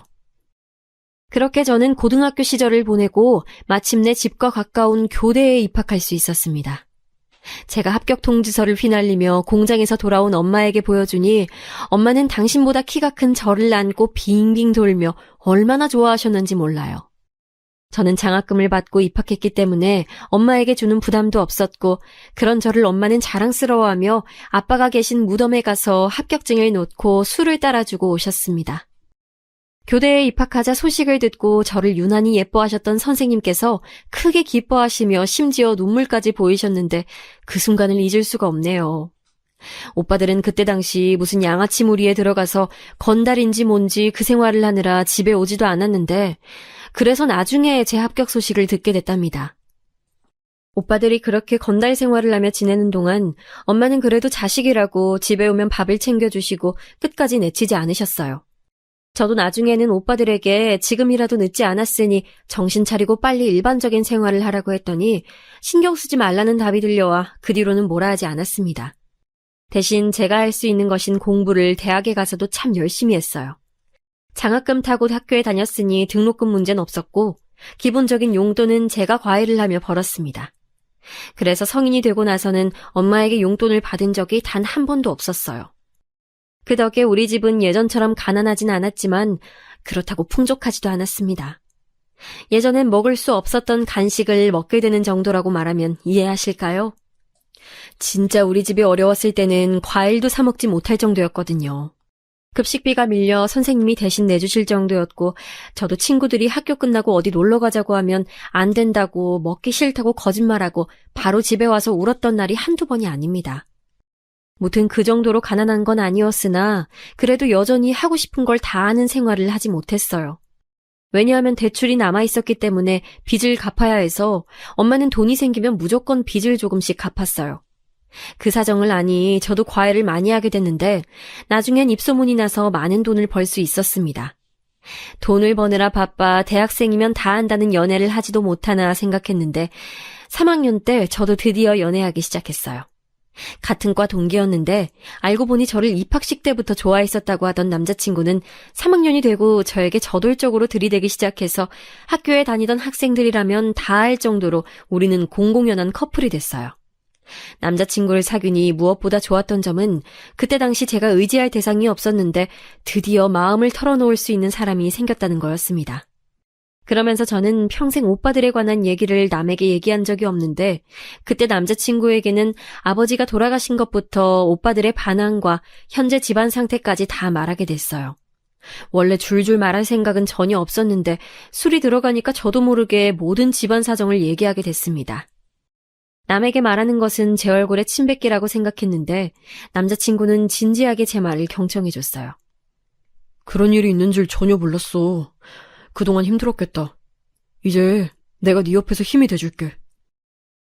지금 생각하면 되게 상투적으로 들리는 저 말이 그때 당시엔 얼마나 의지가 되고 좋았는지 모르겠습니다. 남자친구와 저는 여행도 다니고 영화도 보며 서로 싸우지도 않고 졸업할 때까지 계속 만났습니다. 둘이 같은 직종에 있으니 서로 임용을 준비하면서 힘이 되어주었는데 이때 우리 사이는 더 견고해졌어요. 공부하며 힘들 때마다 서로 도시락도 싸주고 같이 도서관에서 밤도 새워가며 공부했던 기억이 아직도 생생합니다. 제 대학 생활을 말하자면 다 남자친구와의 추억들밖에 없다고 해도 과언이 아니에요. 다행히 졸업하고 둘 다 한 번에 임용고시에 합격해서 발령을 받았는데 너무 다행히 같은 동네에 있는 학교에 발령이 나서 그때도 계속 쭉 안정적으로 연애할 수 있었어요. 사귀는 기간이 길어지며 서로 결혼 얘기도 나오고 있었는데 전 다른 건 다 괜찮았지만 쌍둥이 오빠들에 대한 시선이 두려웠습니다. 남자친구도 오빠들의 얘기를 꺼내며 어떻게 설명해야 할지 상당히 곤란해했죠. 그때 당시 오빠들은 여전히 건달일을 하며 경찰서에도 불려가고 말썽을 부리고 있었습니다. 엄마가 아무리 회유하고 달래도 듣지도 않았는데 나중엔 엄마도 포기하셨어요. 그래서 시댁에 어떻게 말해야 할까 고민하던 와중에 우연히 사건이 하나 터지게 됐습니다. 바로 엄마가 갑자기 쓰러져서 병원에 입원하시는 상황이 일어났어요. 다행히 생명이 위독한 큰 병은 아니었지만 자주 병원에 와서 주기적으로 검진해야 하고 약도 많이 먹어야 낫는다고 의사는 말했습니다. 입원도 2주나 하셔서 제가 학교에 적응하기도 바쁜데 엄마까지 아프시고 남자친구랑은 결혼 얘기도 해야 하고 너무 머리가 아파 살이 아주 많이 빠지게 됐어요. 그때는 모든 게 저한테 버거웠고 세상이 원망스러웠습니다. 그래서 오빠들에게 태어나서 처음으로 큰 소리를 내며 엉엉 울며 말했습니다. 제발 정신 차리라고. 언제까지 그러고 살 거야. 엄마 아픈 거 안 보여? 이러다 엄마까지 돌아가시면 어떡하려고 그러는 거야. 뭐라고? 엄마가 아파? 그럼 미리 말했어야지. 오빠들은 제 말을 듣고 병원에 가서 엄마를 봤는데 실제로 이제 평생 달고 살아야 하는 병이라는 소리를 듣고 충격을 받은 것 같았습니다. 그리고는 놀랍게도 둘은 조직 생활을 청산하고 나오게 됐어요. 한 3주간 집에 들어오지 않더니 갑자기 와서 자기들이 이제 새로운 인생을 살 거라고 말하는 모습을 보고 내심 뿌듯하더라고요. 나오면서 듣기로는 손가락을 자르거나 그런 일도 있다던데 제가 자세히는 모르지만 적어도 오빠들의 손가락은 10개씩 다 있는 걸로 보아 나름 좋게 나온 것 같더라고요. 그리고 쌍둥이들은 본인들도 이제 새로운 생활을 하겠다며 가장 먼저 검정고시를 따기 시작했어요. 제가 직업이 교사라서 옆에서 좀 봐줘야지 싶어 봤는데 생각보다 너무 멍청해서 얼마나 놀랐는지 모릅니다. 아무리 중학생 때부터 공부를 놨어도 이 정도인가 싶어 우리 학생들이 더 공부를 잘하는 것 같아 황당함에 말을 잇지 못했어요. 그래도 자기들 나름대로 꼭 따겠다고 열심히 공부하는 모습을 보니 기특하기도 하고 응원해주고 싶어 열심히 인내심을 가지고 가르쳤습니다. 엄마는 오빠들이 정신 차리고 이제 새로운 인생을 시작하겠다는 소리를 듣고 너무 기뻐하셔서 병이 다 나은 기분이라고 하셨어요. 실제로 병원에서도 원인을 모르겠다고 혹시 스트레스를 많이 받고 있냐고 물었기 때문에 저는 원인이 오빠들이라고 생각을 하고 있었거든요. 그렇게 제 결혼 전에 오빠들은 검정고시도 따고 엄마가 우리 몰래 모아두었던 돈으로 시장에 정육점을 하나 열게 됐습니다.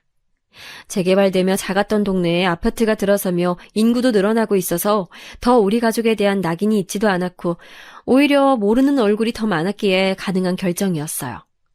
오빠들이 정육점까지 열고 난 뒤에는 드디어 제 결혼을 본격적으로 준비하기 시작했습니다. 저는 남자친구와 연애하며 한 번도 싸운 적이 없어서 결혼 준비도 무난하게 할 줄 알았는데 그건 너무나 큰 착각이었어요. 다들 결혼 준비하다 아예 파혼도 있을 정도로 많이 싸운다고 하던데 그게 어쩌면 저한테 일어날 수도 있겠다고 생각을 했습니다. 다른 것보다 시댁에서 요구하는 게 많았는데 시댁은 우리 집이 여유롭지 않은 것이 마음에 들어하지 않으셨어요. 물론 남자친구와 제가 둘 다 교사니까 저 개인 자체는 좋아하셨는데 가정 형편을 보고는 썩 그렇게 만족하지 않아 했습니다.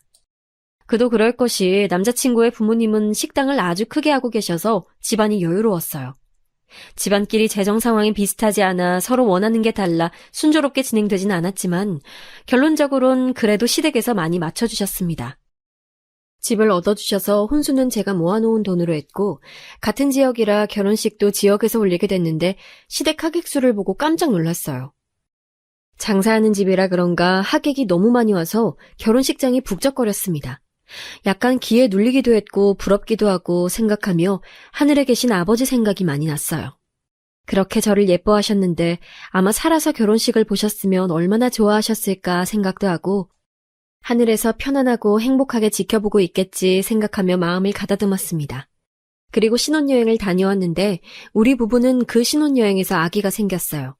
시댁에서는 손주를 최대한 빨리 보고 싶어 하셔서 시아버지가 크게 기뻐하셨고 용돈도 많이 주셨습니다. 우리 집에서도 엄마와 오빠들이 기뻐하며 없는 살림에 많이 챙겨주셨는데 특히 오빠들이 본인들은 결혼 생각이 없다고 이제 버는 돈은 다 자기들 조카에게 쓰겠다고 하며 생각지도 못한 금액을 주기도 했어요. 저는 됐으니까 정신 똑바로 차리고 살라고 하며 돈을 돌려줬는데 오빠들은 확실히 제가 봐도 새 사람이 된 것 같았습니다. 엄마는 오빠들도 정신 차리고 저도 결혼하고 임신하니까 스트레스가 없어지셨는지 병원에 가서도 이제 괜찮다는 말을 듣게 되어 얼마나 기뻤는지 몰라요. 친정은 문제가 없었는데 문제는 시댁이었습니다. 남편은 저와 달리 외동이라 형제가 없었는데 그래서 그런가 시어머니가 남편에게 생각보다 훨씬 많이 의지하는 상황이었어요. 시아버지도 멀쩡하게 있는데 시어머니는 어디 은행에 가거나 다른 동네에 갈 일이 있으면 꼭 남편에게 연락해서 데려다 달라고 하시더라고요. 남편도 일하는 사람인데 자꾸 그렇게 부탁하니 퇴근하고 집에 와서도 쉴 수가 없었고 무엇보다 주말에 제대로 된 데이트도 할 수가 없어 곤란했습니다. 제가 불편한 티를 내면 남편은 자식이 하나라 그런 거라고 시어머니를 두둔해서 뭐라 할 말이 없었죠.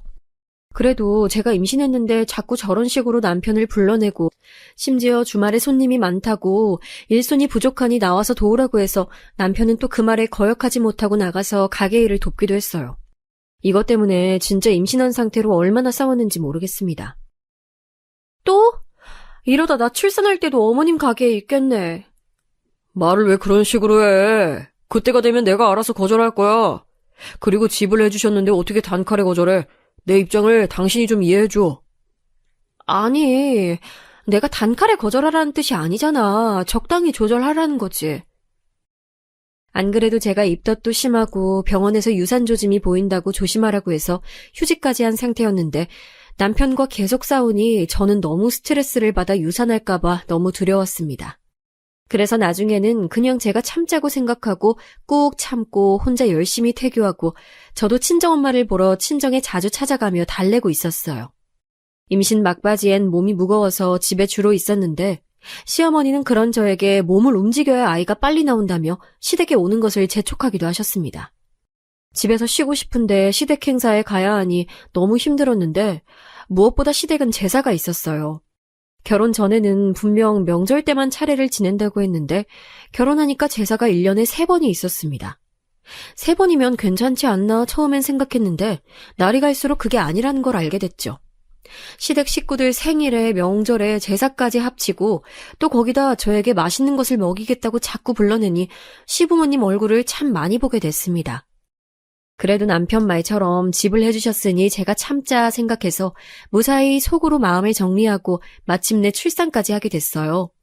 성별은 아들이었고 아주 튼튼한 우량아로 태어난 아기는 양가 어른들의 사랑을 듬뿍 받았습니다. 아기를 예뻐해 주시니 당연히 좋았지만 한편으로는 불편한 감정도 있었는데 시어머니가 특히 너무 아이를 좋아하셨어요. 제가 아이랑 가면 제게는 눈길도 주지 않고 아이만 바라보거나 아이에게 먹이면 안 되는 과일이나 음식을 먹이며 반응을 보기도 하더라고요. 제 표정을 보고 남편이 말리면 너무 무섭다고 호들갑을 떨고 자꾸 저와 아기의 편을 가르는 듯한 모습에 난감했습니다. 아들의 발달 과정에도 관심이 너무 많았고 무엇보다 제가 힘들었던 점은 자꾸 일하는데 전화가 오는 거였어요. 처음엔 무슨 급한 일이 있나 싶어 받았는데 그냥 단순히 안부 전화였던 경우가 대부분이었습니다. 그 안부도 아들에 관한 질문이 다수였죠. 그러면서 저한텐 전화를 그렇게 하면서 본인 아들인 제 남편에게는 전화도 하지 않는 모습을 보며 도저히 이해할 수가 없었어요. 이런 거에 대한 불만을 남편에게 말하면 남편은 그냥 제가 편하고 좋으니까 그런 거라고 하던데 그런 남편의 모습도 이해할 수 없었습니다. 행복을 원해서 결혼했던 거고 전 어렸을 때부터 안정된 생활에 대한 욕구가 강했기 때문에 결정한 거였는데 이런 생활이 지속될 줄 알았으면 결혼을 더 고려해봤을 거라는 생각이 머릿속을 지배하기 시작했어요. 이런 제 생각을 남편에게 말하니 남편은 너무 예민하게 생각하지 말라고 저를 달랬습니다. 주변 지인들에게 말하니 시댁이 얽히면 대부분은 다 저 같은 생활을 하고 산다기에 저도 결국 어느 정도 내려놓고 최대한 제 일에 집중하며 살기 시작했어요. 주변 선생님들에게 고민을 털어놓았더니 다들 저 정도는 아니어도 비슷한 사례가 있더라고요. 다행히 아이들을 가르치는 일은 제 적성에 아주 잘 맞았고 또 확실히 어린 학생들에게 받는 감정이 커서 복직하고 학교에 나오니 예전처럼 시댁에 대한 원망도 사그라들더라고요. 그렇게 또 무난하게 사나 싶었더니 제 인생은 도대체 왜 이렇게 굴곡이 심한 건지 이번엔 오빠들이 사고를 일으켰습니다. 말을 들어보니 옆에 있던 과일 가게 사장님과 일어난 마찰이라던데 손님들에게 호객하다 싸움이 붙었다고 하더라고요. 웬만하면 오빠들은 이제 시비가 붙어도 그냥 자기들이 꼭 참는 편인데 과일가게 사장님이 사과를 던지며 오빠들에게 막말을 해서 오빠들도 참을 수가 없었다고 했습니다. 이것 때문에 단순 시비가 서로 고소장을 쓰는 경우까지 가게 됐는데 제가 중간에서 말릴 수 있으면 말려보려고 얼마나 고생했는지 몰라요. 시댁에는 비밀로 하고 진행했는데 같은 동네라 소문이 퍼져서 나중에 시어머니가 저에게 연락이 와서 묻더라고요. 어머님, 제가 열심히 조정하고 있어요. 걱정하지 마세요. 우리 정연이랑 내 아들 걱정이 크지. 아무쪼록 별 탈 없었으면 좋겠다. 시어머니는 저에 대한 걱정이 아닌 우리 아들과 남편에 관한 걱정을 하더라고요. 뭐 본인 자식이니 그럴 수 있다고 생각하면서도 씁쓸했던 것은 분명 사실입니다. 오빠들 사건은 아무리 엄마와 제가 중간에서 중재해도 멈출 수가 없어 결국 변호사를 선임했는데 고소를 해보신 분 있나요? 저는 변호사 선임 비용이 그렇게 비쌀 줄은 전혀 몰랐습니다. 그냥 상담만 해도 돈을 내고 또 만약 소송에서 지면 상대방 변호사의 비용까지 내줘야 한다는 소리를 듣고 정말 막막했어요. 과일가게 사장님이 사과를 던진 건 분명하고 막말하며 모욕을 준 것도 사실이지만 우리 오빠들도 사장님에게 위협을 가했고 물리적인 폭력이 오고 가서 절대 유리한 위치가 아니었습니다. 게다가 워낙 경찰서에 학생 때부터 불려갔던 오빠들이라 심지어 경찰서를 갔더니 알아보는 사람도 많았어요. 변호사 선임 비용을 댈 형편이 아니라 결국 저는 남편에게 터놓고 우리 부부가 선임비를 내게 됐습니다. 오빠들은 그런 우리에게 고맙다고 나중에 꼭 갚겠다고 했는데 전 돈 갚을 생각 말고 제발 사고를 그만 칠 생각하라고 강하게 말했죠. 재판은 다행히 중간에 합의해서 멈추게 됐는데 이 사건을 겪으며 시댁에서 우리 친정에 대한 인상이 좋지 않게 됐습니다. 물론 우리 오빠들이니 저는 그렇다 쳐도 남들의 시선까지 막을 수는 없으니 씁쓸하지만 그래도 넘기려고 했는데 시어머니가 자꾸 우리 아들을 보면서 너희 외삼촌들 닮으면 큰일이 난다고 하는 말은 넘기기가 힘들었습니다. 어머니, 그래도 너무 정연이한테 그렇게 말씀하진 말아주세요. 내가 없는 말 지어냈니? 그러게 왜 싸움판을 벌여서 그 지경을 만들어? 그리고 너 원래 너희 오빠들 깡패라며. 너 이거 이혼감이야. 시어머니는 되려 저에게 사기 결혼했다고 소리를 지르셨는데 이 사건으로 인해 저는 시댁의 발길이 점점 줄어들게 됐습니다. 시댁에 갈 때마다 최소 한 번은 기분을 상하게 되니 가기가 싫어지더라고요.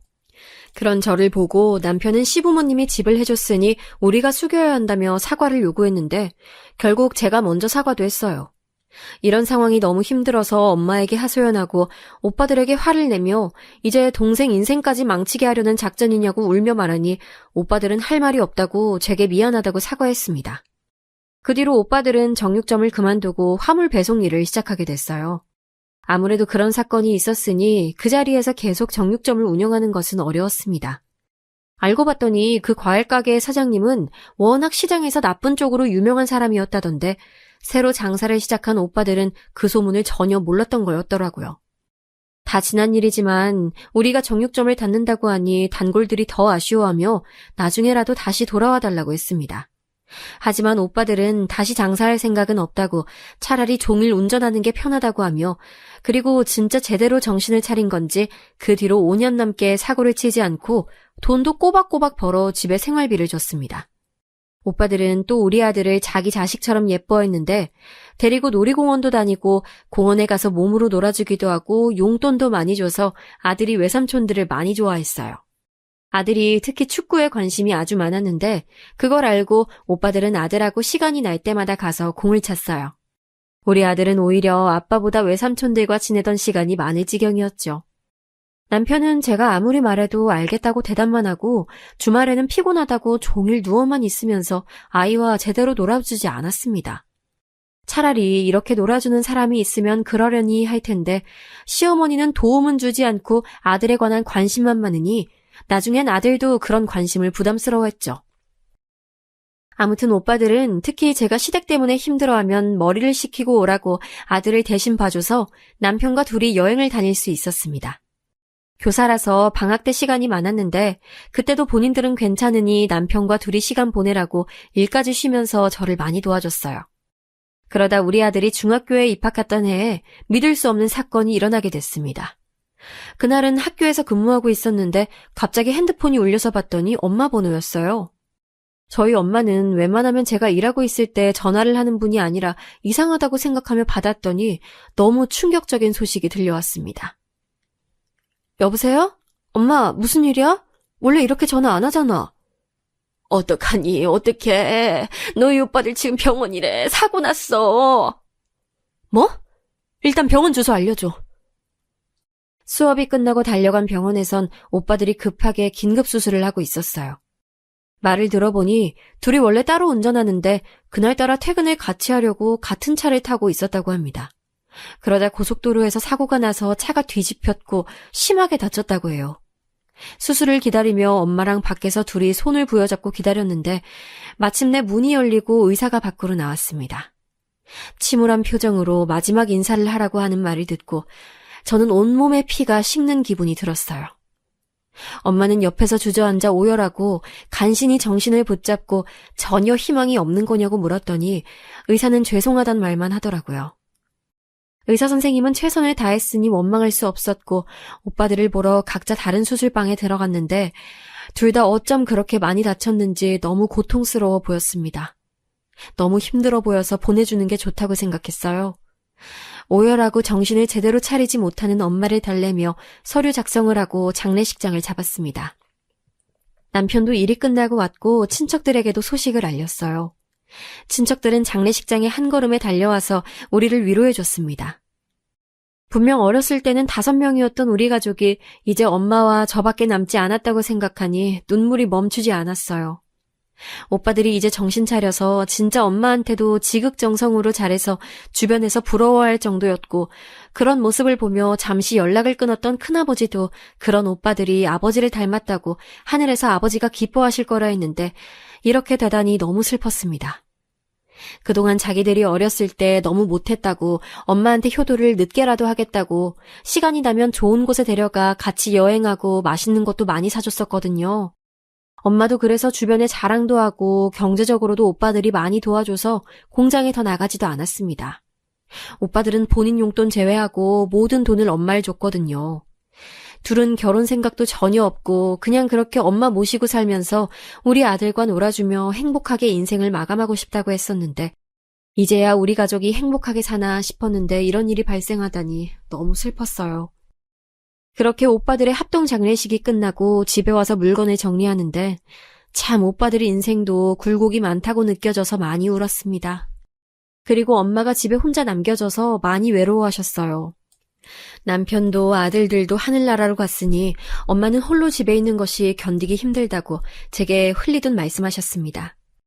그래서 제가 일부러 더 많이 찾아가고 아들도 데려가서 최대한 엄마를 외롭지 않게 해주려고 노력했어요. 그래도 근본적인 그리움과 외로움은 잠시 옅어질 뿐 아예 사라지지 않았습니다. 그러다 곧 엄마 생신이 다가와서 남편에게 말하고 엄마와 같이 여행을 가려고 준비하고 있었는데 남편이 되게 귀찮아하는 눈치였어요. 그래서 속상한 마음에 남편에게 불만을 얘기했다가 둘이 다투게 됐습니다. 친정집에 가서 여행 날짜를 잡는데 엄마는 우리가 가려고 계획했던 제주도를 작년 이맘때쯤 오빠들과 갔었다고 눈물을 흘리셨어요. 저도 그 말을 듣고 가슴이 아프고 또 아빠도 오빠들도 다 교통사고로 한순간에 떠난 거라 전혀 예고 없이 갔잖아요. 되게 갑작스럽게 가족들 떠나보내는 게 고통스러운 일이라는 걸 교통사고 유가족들은 아실 거예요. 엄마랑 제가 식탁에 앉아 울고 있었는데 그날따라 뭐가 그렇게 마음에 들지 않았던 건지 남편의 표정이 좋지 않았어요. 제가 따로 다른 방으로 불러 무슨 일이 있는 거냐 물으니 왜 시댁 식구들과는 여행을 가지 않으면서 친정엄마랑은 적극적으로 여행을 계획하냐고 하더라고요.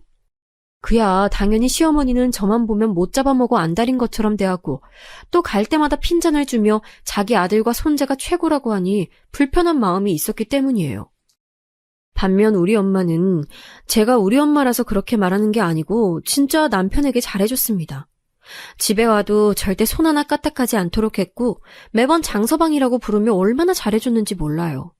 그런데 그런 친정엄마랑 시어머니를 비교하다니 저는 이해할 수가 없었습니다. 그렇게 작은 방에서 싸우고 나와 식탁에서 저녁을 먹으려고 준비 중이었는데 엄마는 또 그날 메뉴가 하필 갈비찜이었는데 갈비찜이 오빠들이 제일 좋아하던 엄마 음식이었거든요. 그래서 자꾸 눈물이 나와 미안하다고 하며 부엌에서 우리 부부와 아들을 먹이려고 준비 중이었는데 글쎄 갑자기 남편이 뭐라고 했는지 아세요? 그래도 말썽만 부리고 갔으니 호상 아니에요? 저는 처음에 저 말을 듣고 제가 잘못 들은 줄 알았습니다. 제정신이라면 저런 말을 어떻게 자식 잃은 엄마에게 할 수 있을까요? 그것도 오빠들이 죽은 지 오래된 것도 아니고 고작 한 달이 지난 뒤였는데 저러니까 저는 순간 피가 쏟는 기분이 들었어요. 사람이 너무 화가 나면 온몸이 부들부들 떨리는 거 아세요? 진정하려 해도 진정할 수가 없었고 바로 남편에게 뭐 하는 거냐고 따졌어요. 당신 그걸 지금 말이라고 해? 그게 할 말이야? 아니, 당신 오빠들 사고를 한두 번 쳤어? 사고? 그 고소? 그거 몇 년 전이야. 그 뒤로는 오히려 사고는커녕 시댁에도 금전적인 도움 준 거 당신도 알잖아. 어떻게 그렇게 말해? 아니, 갑자기 얘기가 왜 그렇게 튀어? 그렇게 따지면 당신은 우리 부모님한테 당신 오빠들 전직 깡패였던 거 말 안 했잖아. 아유, 그만해라. 내가 다 잘못했다. 엄마는 싸우는 우리를 가로막고 그만하라고 울면서 말씀하셨습니다. 전 나중에는 감정이 주체할 수 없어 엉엉 목 놓아 울며 당신과 결혼한 것을 후회한다고 말했어요. 실제로 우리 오빠들이 사고를 안 쳤다는 것은 절대 아니지만 그 뒤로는 시댁에서 장사가 힘들어졌을 때 돈도 내주고 일부러 가게에 가서 고기를 팔아줬던 날이 한두 번이 아니었거든요. 은혜를 이런 식으로 갚아도 되는 건지 생각이 들어 괘씸함에 도저히 넘어갈 수가 없었습니다. 안 그래도 시어머니가 집을 해줬다는 이유로 얼마나 간섭이 심했던 건지 스트레스 받아 잠을 못 잔 날도 많았는데 그냥 시원하게 이혼해야겠다 생각이 들었어요. 야, 이혼하자고. 아, 됐어. 당신하고 못 살아. 그래, 해. 애는 네가 데려가. 뭐? 당신도 아빠 아니야? 어떻게 그렇게 말해? 당신 엄마도 과연 동의할까? 그렇게 애싸고 도는데? 그건 알아서 할 테니까 걱정하지 마. 남편은 질세라 아예 아들이 있는 앞에서 저렇게 말했어요. 아들은 그 말을 듣고 울기 시작했고 저는 배신감에 이까지 떨렸습니다. 물론 저도 참을 수 없어 말한 건데 남편도 자존심 때문에 저한테 바로 저렇게 말하는 걸 보니 저런 사람과는 도저히 계속 살 수가 없었죠. 그리고 남편은 혼자 친정집을 나갔고 전 아들을 데리고 엄마 집에서 자고 일어났습니다. 다음 날도 주말이라 종일 친정에서 지내면서 진지하게 이혼에 대해 알아보고 있었는데 남편에게는 전혀 연락도 없었어요. 그리고 여러분, 정말 황당하게도 남편은 그걸 또 시어머니에게 가서 말했는지 시어머니가 친정집으로 찾아왔습니다. 일단 찾아왔으니 안으로 들어오라 했는데 갑자기 시어머니는 결혼이라는 게 원래 이런 거라며 서로 맞춰가는 거라고 저를 앞에 앉혀놓고 훈계를 하시기 시작했어요.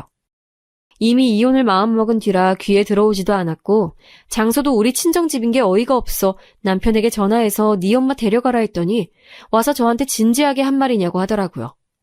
당연히 진지하게 한 말이고 나는 우리 가족 그런 식으로 대하는 사람과는 못 산다고 했더니 남편은 화를 내기 시작했어요. 제가 제일 어이가 없던 점은 그때까지도 우리 엄마에게 막말에 대한 사과를 전혀 하지 않았다는 거였습니다. 본인 엄마에게 말한 남편이나 그렇다고 사돈댁에 와서 저한테 뭐라 한 시어머니가 다 똑같았고 너무 꼴보기가 싫었죠. 그래서 둘을 쫓아내고 겨우 심호흡을 하고 심신을 안정시키고 있었는데 엄마가 조용히 저를 불렀어요. 진짜 이혼할 거지? 어제까진 나도 지켜보려고 했는데 오늘 너한테 하는 거 보니까 이혼이 답인 것 같네. 당연하지. 나 저 집안 사람들하고는 이제 1초도 같이 있기 싫어. 너무 끔찍해. 내가 직업이 없는 것도 아니고 꿀릴 게 뭐가 있어. 그래, 딸아. 복수는 내가 한다. 넌 빠져 있어. 뭐? 그게 무슨 말이야? 엄마는 갑자기 품에 있던 서류 하나를 제게 넘겼어요. 그리고 그 서류를 보고 깜짝 놀랐는데 바로 시어머니 가게의 건물 소유자가 엄마 이름으로 돼 있었습니다. 너무 믿을 수가 없어 엄마에게 이게 뭐냐고 하니까 엄마는 씁쓸하게 웃으면서 말씀하셨어요. 애들이 돈 벌어주면 그게 얼마나 아깝던지 몰라. 또 네가 고생하던 거 아니까 아들들한테 말했었는데 그걸 기억했던 건지 큰 돈을 주더라. 그리고 이번에 받은 돈도 있고 마침 네 시어머니 가게 건물이 시세보다 싸게 나와서 소유하게 됐어. 평소에도 저렇게 저한테 하대하듯 했던 거니? 알고 봤더니 엄마는 오빠들이 벌어온 돈을 하나도 쓰지 않고 차곡차곡 모아놓으셨대요. 그리고 당신께서 모으신 돈과 합쳐서 시어머니 건물을 샀다고 했습니다. 말하려고 했는데 그때 마침 오빠들이 사고가 나서 말하지 못했다고 하며 엄마는 복수는 엄마가 알아서 할 테니 저에게 너무 신경 쓰지 말라고 하셨어요. 그리고 그 뒤로는 진흙탕 싸움이 있었습니다. 남편이 저한텐 떵떵거리며 이혼하자고 하더니 나중엔 절대 이혼하지 못하겠다고 하더라고요. 그래서 이혼 전문 변호사까지 선임했고 법정에서 이혼하게 됐습니다. 그리고 엄마는 서류상으로도 완전히 남남이 되니 시어머니에게 가게를 빼라고 했어요. 시댁은 그런 엄마와 저에게 천하의 못된 것들이라 말하며 악담을 퍼부었지만 눈도 깜빡이지 않았습니다. 결론을 얘기하자면 그렇게 시어머니가 저를 무시하고 애지중지하던 우리 아들의 친권도 제가 가지게 됐고 가게는 망하게 됐네요. 긴 과정이었지만 결론을 놓고 보면 너무 행복한 결과라 만족하고 있습니다. 이 과정을 겪으며 저는 한층 더 성장하게 됐고 지금은 엄마를 모시고 다른 지역에서 생활하고 있어요. 아들에게 좋은 아빠가 아니었던지라 아들도 아빠를 찾지도 않고 오히려 외삼촌들이 그립다고 해서 같이 오빠들을 보러 갔다 오기도 했습니다. 지금은 그래서 완전히 평안해진 상태예요. 전 이제 더 제사도 명절 스트레스도 시어머니 전화만 울려도 머리가 아픈 증상도 전혀 없어졌습니다. 여기까지가 제 사연인데 어떻게 재밌게 들으셨는지 모르겠어요. 사연을 쓰면서 제 인생을 돌아볼 수 있어 참 좋았습니다. 들어주셔서 진심으로 감사합니다. 여러분들도 행복하고 건강한 인생 사시길 진심으로 기원합니다.